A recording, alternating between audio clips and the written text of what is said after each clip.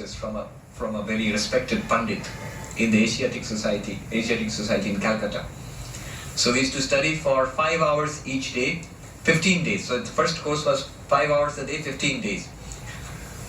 And on the third course, the advanced course which I took, the topic of discussion for 15 days, 5 hours a day, the topic was, literally, I'm not joking, the topic was nothing. Nothing. They call it abhava, absence.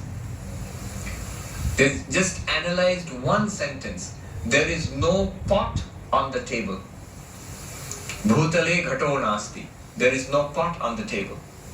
This was a sentence which the Pandit would write painstakingly on the blackboard and then proceed for 5 hours to talk about it.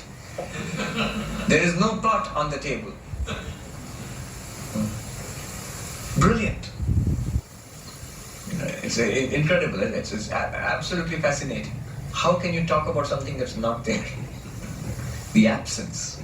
What does it mean for something to be absent?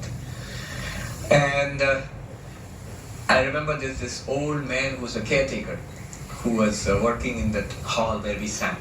It's a famous Vidyasagar hall in Asiatic Society in Kolkata. Not all of them are scholars. They're a very humble caretaker who was working in the hall when we were studying every day. There is no pot on the table.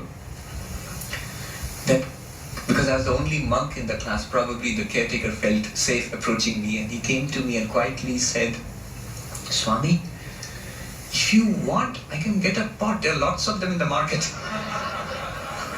He felt bad, that every day the professor comes and says there is no pot on the table.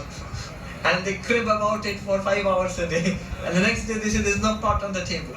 He said, "If you want, I can get it. So many are there in the market outside. Do you want one?" He genuinely thought we wanted one. All non-dualists, Advaita, like what we are studying now. And he stayed there some time and came back to the village. And the villagers asked him, "So how was he? How is that ashram? How are the monks? What do they do?" And this man said, "Well, they have a problem with snakes. There's apparently a rope which has been covered. A snake comes and sits on it. And all through the day they talk about the snake and I think they drive the snake away. The next day it's back again. And they start talking about the snake and the rope." The classic example of Advaita Vedanta.